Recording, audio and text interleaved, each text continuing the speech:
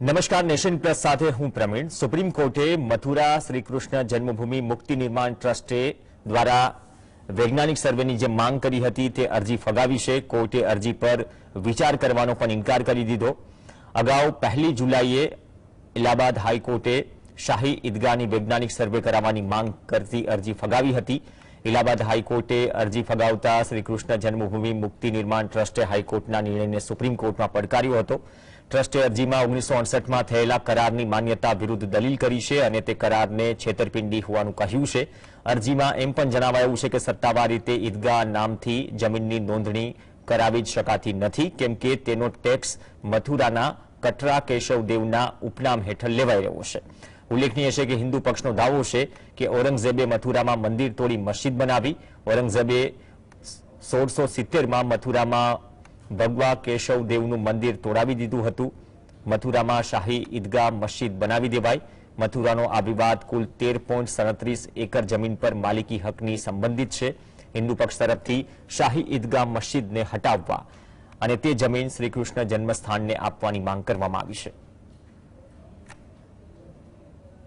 पहले जो हाईकोर्ट ने ऑर्डर किया था तब उस समय हाईकोर्ट से पहले ही एक ऑर्डर हुआ था जिसमें सारे मैटर्स को जो है हाईकोर्ट अपने पास सुओ मोटो उन्होंने ट्रांसफर कर लिया था।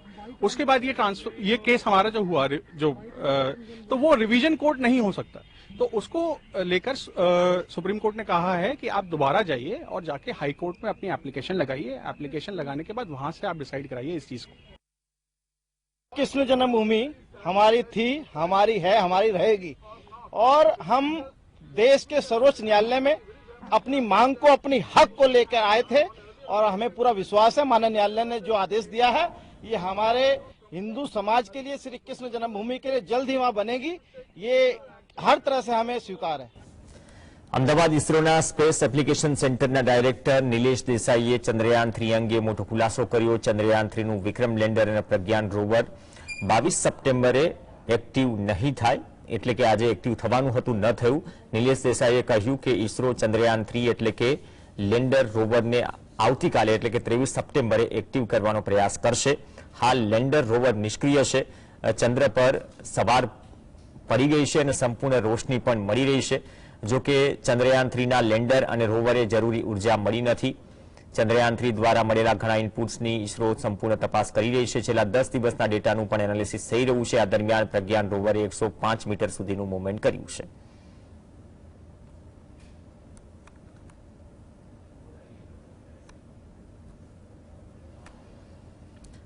લોકસભાના સ્પીકર ઓમ બિરલાએ બીજેપી સાંસદ રમેશ બિધુરીએ કરેલી ટિપ્પણી સામે ગંભીર કાર્યવાહી કરવાની ચેતવણી આપી છે। તેમને બીએસપી સાંસદ દાનિશ અલી પર અભદ્ર ટિપ્પણી કરી હતી। સંસદમાં રમેશ બિધુરીની ગંભીર ટિપ્પણીથી ભારે રોષ ફેલાયો છે।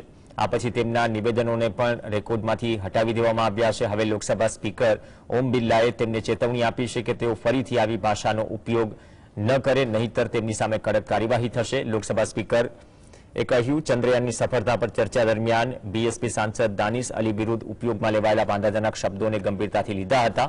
લોકસભા સ્પીકરે રમેશ બિધુરીને આ પ્રકારનું નિવેદન ફરી ન કરવા કડક ચેતવણી આપી।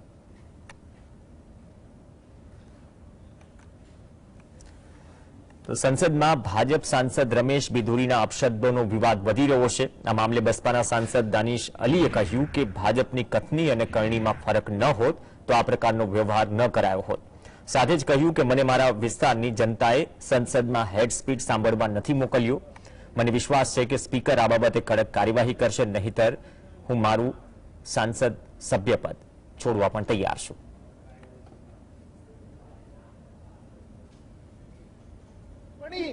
रमेश बिधूरी जी की तरफ से हुई, शायद पूरा वीडियो देखिए, उसमें शुरू में उन्होंने जो अभद्र भाषा का प्रयोग किया वो प्रधानमंत्री जी को लेकर के रेफरेंस में किया, जिसका मैंने विरोध किया कि prime minister is an institution, आप नहीं कर सकते इस भाषा का प्रयोग। उसका मैंने विरोध किया, जिस पर वो रिएक्ट किए। कांग्रेस नेता जयराम रमेशे रमेश बिधुरी द्वारा सांप्रदायिक अपमान पर प्रतिक्रिया आपी અને કહ્યું કે રમેશ બિધુરીએ દાનિશ અલી વિશે જે કહ્યું તે અત્યંત નિંદનીય છે।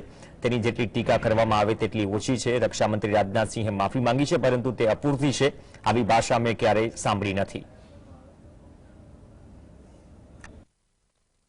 दनीश अनिल जी के बारे में वो अत्यंत निंदनीय है। इसकी कितनी भी निंदा की जाए वो कम होगी। और रक्षा मंत्री राजनाथ सिंह ने माफी मांगी है, वो अपर्याप्त है।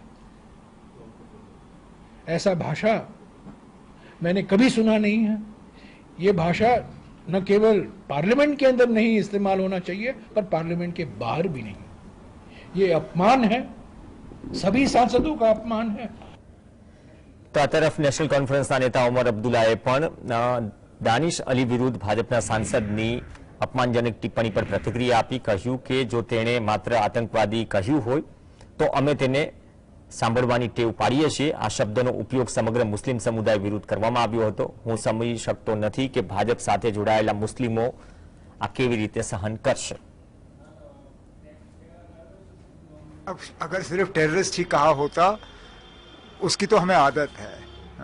आप मेरा सोशल मीडिया देखिए तो टेररिस्ट बुलाने में तो ये थकते नहीं है, लेकिन उसके साथ जो जो कहा, मैं आपके चैनल को तो लोग देखते हैं, मैं वो अल्फाज यहाँ दोहराना नहीं चाहता हूँ, लेकिन शर्मिंदा भी होता हूँ कि पार्लियामेंट में इस तरह के अल्फाज इस्तेमाल किए गए। नाराज भी होता हूँ क्योंकि आखिरकार ये तमाम मुसलमानों के खिलाफ ये अल्फाज इस्तेमाल हुए। ईडी महादेव ऑनलाइन सट्टाबाजीनी एपनी तपास करी रही है। बॉलीवुड सेलिब्रिटीज पर पण कार्यवाही शुरू कराई है। ईडीए ताजेतरमां दिल्ही और मुंबई में इवेंट मैनेजर और सेलिब्रिटी मैनेजरों घर पर दरोड़ा पाड्या અને 2.50 કરોડ રૂપિયાની રોકડ જપ્ત કરી છે। ઈડી અનુસાર મહાદેવ ઓનલાઈન બેટિંગ એપના પ્રમોટર સૌરવ ચંદ્રકરના લગ્નમાં લગભગ 14 બોલિવૂડ સેલિબ્રિટીઝે પરફોર્મ કર્યું હતું। એવી શંકા છે કે આ માટે ઇવેન્ટ કંપની અને સેલિબ્રિટી મેનેજરે હવાલા દ્વારા રોકડમાં ચૂકવણી કરી હતી। ઈડી ટૂંક સમયમાં સૌરવ ચંદ્રકરના લગ્નમાં પરફોર્મ કરનારા બોલિવૂડ સ્ટાર્સની પણ પૂછપરછ કરી શકે છે।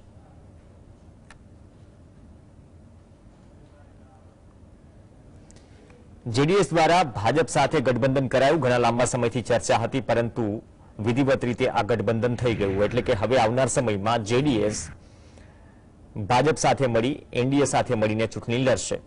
केंद्रीय गृहमंत्री अमित शाहना निवासस्थान पर जेडीएसना नेता एचडी कुमारस्वामी साथे मुलाकात थई। जेपी नड्डा पण ए समये हाजर हता अने आ मुलाकात बाद ऑफिशियल हेन्डल पर आ अंगे जाहेरात पण कराई। आ बैठक में आगामी लोकसभा चूंटणी माटे कर्नाटकनी सीट शेरिंग ने लईने पण चर्चा करवामां आवी। आ बैठक पूर्ण थता जेपी नड्डा द्वारा जेडीएस अने भाजपना गठबंधननी जाहेरात कराई अने सोशल मीडिया पर आ जाहेरात कराई। जो के ए बाद विडियो पण सामे आव्यो। अगाऊ विधानसभा चूंटणी वखते घणी बधी अटकळो हती के इंडिया गठबंधनमां जेडीएस शामिल थशे के नहीं, परंतु ते समये पण इंडिपेन्डન્ટ लड़्या बाद जेडीएसे भाजपमां शामिल थवाना अथवा तो भाजप साथे चूंटणी लड़वाना, एनडीए साथे चूंटणी लड़वाना संकेत आप्या हता।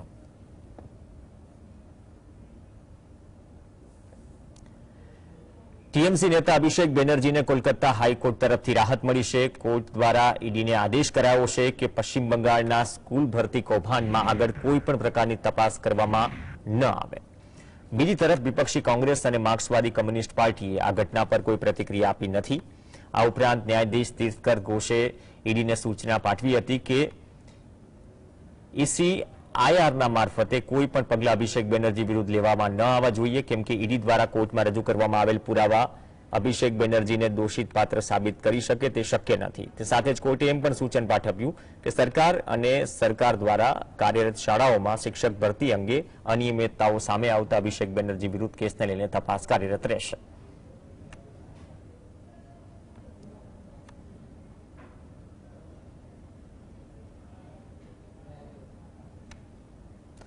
हांगझोउमां रमाई रहेली एशियन गेम्स मामले चीने भारत साथे नवो विवाद उभो कर्यो। अरुणाचलनी 3 महिला खेलाड़ीओ एशियन गेम्समां भाग लेवानी हती, जो के ते पहला ज चीने वीजा आपवानो इनकार कर्यो। भारते पण एशियन गेम्सनी भावना अने नियमोनुं उल्लंघन करवानो चीन पर आरोप लगाव्यो अने जड़बातो जवाब आप्यो। आ उपरांत भारतना रमतगमत मंत्री अनुराग ठाकुरे पण चीननी मुलाकात रद्द करी।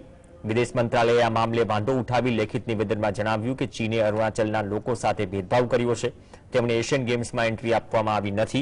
ત્યારબાદ ભારતના રમતગમત મંત્રી અનુરાગ ઠાકુરે તે દેશમાં પગ નહીં મૂકે તેવી વાત કહી। ભારતે ચીનની આ હરકતનો કડક વિરોધ નોંધાવ્યો. સરકારે સ્પષ્ટ જણાવ્યું કે દેશના કોઈપણ રાજ્ય સાથે આવો વ્યવહાર સાંખી લેવામાં ન આવે.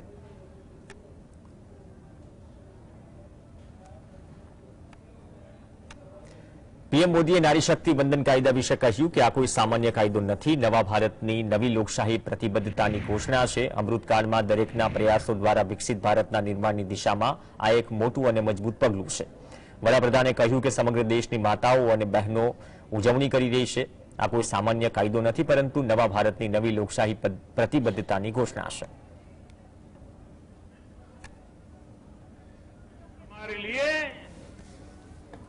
बहुत बड़ा दिन होने का गर्व अनुभव कर रहे हैं. नारी शक्ति वंदन अधिनियम ये कोई सामान्य कानून नहीं है. ये नए भारत की नई लोकतांत्रिक प्रतिबद्धता का उद्घोष है. ये अमृतकाल में सबका प्रयास से विकसित भारत के निर्माण की तरफ बहुत बड़ा, बहुत मजबूत कदम है.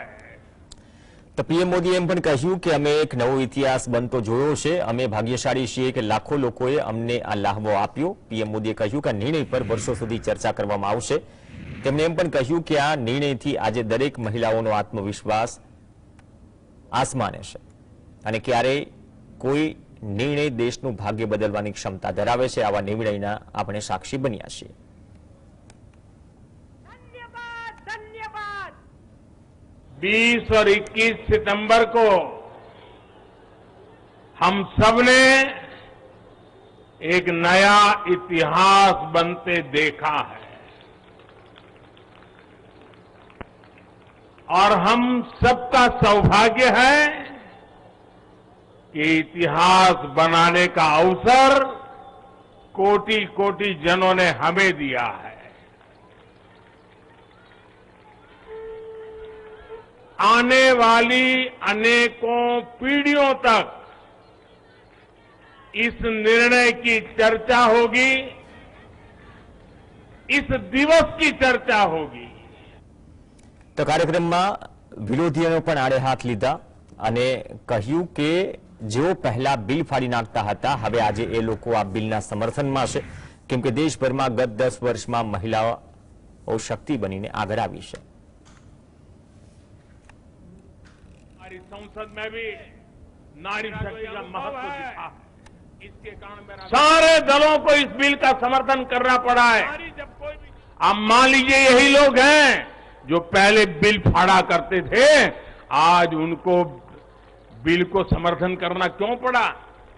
क्योंकि देश भर में पिछले 10 साल में महिला एक शक्ति बनकर के उभरी है. તો મહિલા સાંસદોએ પણ પીએમ મોદીનો આભાર માન્યો, અભિવાદન ઝીલ્યું હતું, મોઢું મીઠું કરાવ્યું હતું. રાજ્યસભામાંથી પસાર થયું તે સમયે વડાપ્રધાને બિલને સમર્થન આપવા માટે તમામ સાંસદોનો આભાર વ્યક્ત કર્યો હતો અને કહ્યું હતું કે દેશવાસીઓમાં એક નવો આત્મવિશ્વાસ પેદા થયો છે. સંસદની કામગીરી પૂર્ણ થયા બાદ પીએમ મોદી મુખ્ય દરવાજા બહાર નીકળ્યા તે સમયે મહિલા સાંસદોએ પીએમ મોદીનો આભાર માન્યો.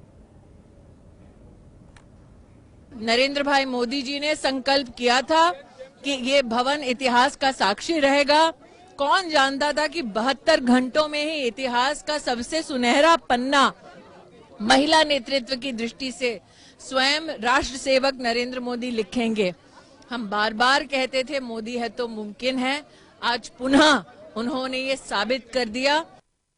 તો મહિલા અનામત બિલ મુદ્દે શિવસેનાના સાંસદ પ્રિયંકા ચતુર્વેદીએ આકરી પ્રતિક્રિયા આપી, જેમણે સીધા સરકાર સામે સવાલ કર્યા કે કાયદો બન્યો છે પરંતુ તે ક્યારે અમલમાં આવશે તેની કોઈને ખબર નથી. તમે સમજી શકો છો કે માત્ર એક્ટ જ પસાર કરવામાં આવ્યો, કેમ કે દુનિયામાં એવો કોઈ કાયદો બન્યો નથી જે તરત જ લાગુ ન થયો હોય. આ દેશની મહિલાઓ સાથે વિશ્વાસઘાત છે. હું માનું છું કે દેશની મહિલાઓ ટૂંક સમયમાં સમજી જશે અને મત દ્વારા તેનો જવાબ આપશે. कॉन्स्टिट्यूशनली मैंडेटेड नहीं है, इसलिए उन्होंने इसका आड़ लेकर इन लोगों ने ये काम किया है. पर दुख सबसे ज्यादा प्रॉब्लम तो बड़ी बात ये है, एक झुंझुना पकड़ाया गया है, एक एक्ट बन गया है. हम सब ने सेलिब्रेट किया, हमने उसका समर्थन किया, पर कब से लागू होगा वो किसी को नहीं पता. वो खुद लॉ मिनिस्टर भी कह रहे थे शायद 2029 में भी ना हो. तो आप समझ सकते हैं आपने जो किया है, सिर्फ एक्ट पास किया, और दुनिया में कोई ऐसा एक्ट नहीं बना होगा जो इमीडिएटली इंप्लीमेंट नहीं हो रहा है। आप कर रहे हैं 2029 का वादा कर रहे हैं, 2029 के बाद आप 2034 कर देंगे, 2034 के बाद आप 2000। Welcome back. મધ્યપ્રદેશના પૂર્વ મુખ્યમંત્રી અને પ્રદેશ કોંગ્રેસ અધ્યક્ષ કમલનાથે શિવરાજસિંહ ચૌહાણ પર નિશાન તાકતા ભ્રષ્ટાચાર, બેરોજગારી, આદિવાસીઓ અને મહિલાઓ પર અત્યાચારમાં રાજ્ય નંબર 1 છે તેવો આક્ષેપ કર્યો. આ ચહેરો છે શિવરાજસિંહ ચૌહાણ અને શિવરાજસિંહ ચૌહાણે રાજ્યને ચહેરો બનાવ્યો છે. હું આ આંકડા નથી આપી રહ્યો, પરંતુ આ કેન્દ્ર સરકારના આંકડા છે. રાજ્યનો દરેક વ્યક્તિ કાં તો ભ્રષ્ટાચારનો સાક્ષી છે અથવા તો તેનો ભોગ બનેલો છે. आप ऐसे प्रदेश में आए हैं जो बेरोजगारी में नंबर 1, भ्रष्टाचार में नंबर 1, हमारे आदिवासियों पर अत्याचार पर नंबर 1, हमारे महिलाओं पर अत्याचार में नंबर 1। ये शिवराज सिंह जी ने 18 साल में देश का चेहरा बनाया। ये आज आंकड़े मैं नहीं दे रहा, ये तो केंद्र सरकार के आंकड़े हैं। आप पढ़िए, आदिवासियों के अत्याचार में मध्य प्रदेश नंबर 1। ये आज हमारे प्रदेश की स्थिति है। आरजेडी सांसद मनोज झाए महिला अनामत बिल मुद्दे मोदी सरकार ने घेरी. કહ્યું વડાપ્રધાન મોદી ફરી ચૂકી ગયા કેમ કે મહિલા અનામત બિલ પસાર કરવાને બદલે ઓબીસી અને લઘુમતી મહિલાઓને તેનાથી દૂર કેમ રાખવામાં આવી તેની વધુ ચર્ચા થઈ રહી છે. જાતિની વસ્તી ગણતરી બાબતે સરકારનું ચારિત્ર શંકાસ્પદ કેમ છે, આ સવાલ मनोज झाए કર્યા. प्रधानमंत्री जी ने अभी कहा था हाल में एक दिन सेंट्रल हॉल में कि कैनवस बड़ा करना होगा, बड़ा नहीं कर पाए, चूक गए फिर प्रधानमंत्री जी। चर्चा महिला बिल पास होने से ज्यादा इस बात की हो रही है कि ओबीसी महिलाओं को, माइनॉरिटीज को क्यों महरूम रखा गया, क्यों दूर रखा गया, क्यों जातिगत जनगणना को लेकर के सरकार का चरित्र संदिग्ध है। आज इसकी चर्चा ज्यादा हो रही है और मैं जानता हूं प्रधानमंत्री जी की राजनीति को परेशान करने के लिए इतना काफी है। बहरहाल एक ऐसा बिल निश्चित कालखंड में, अनिश्चित कालखंड के लिए, अनिश्चित तिथि के लिए, अनिश्चित वर्ष के लिए ये लोग, यही लोग ला सकते हैं। રાહુલ ગાંધીએ ફરી એક વખત ભારતમાં લોકતંત્ર વ્યવસ્થા પર સવાલ ઉઠાવ્યા અને કહ્યું 2014માં વડાપ્રધાન નરેન્દ્ર મોદીના નેતૃત્વમાં સરકાર રચાયા બાદ બધું બદલાઈ ગયું. ભારતમાં લોકતંત્ર કમજોર થઈ રહ્યું હોવાનો પણ રાહુલ ગાંધીએ આક્ષેપ કર્યો. નોર્વેના ઓસ્લો વિશ્વવિદ્યાલયમાં વિદ્યાર્થીઓ સાથે સંવાદ દરમિયાન તેમણે એવો પણ દાવો કર્યો કે ભારતમાં તમામ સંસ્થાઓ રાષ્ટ્રીય સ્વયંસેવક સંઘથી પ્રભાવિત છે. સીબીઆઈ, ઈડી અને આવકવેરા જેવી એજન્સીઓને હથિયાર બનાવાઈ રહી છે. જોકે વિપક્ષી ગઠબંધન ઇન્ડિયા તેવું થવા નહીં દે. રાહુલ ગાંધીની યુરોપ મુલાકાત સમયે તેઓએ ઓસ્લો વિશ્વવિદ્યાલયમાં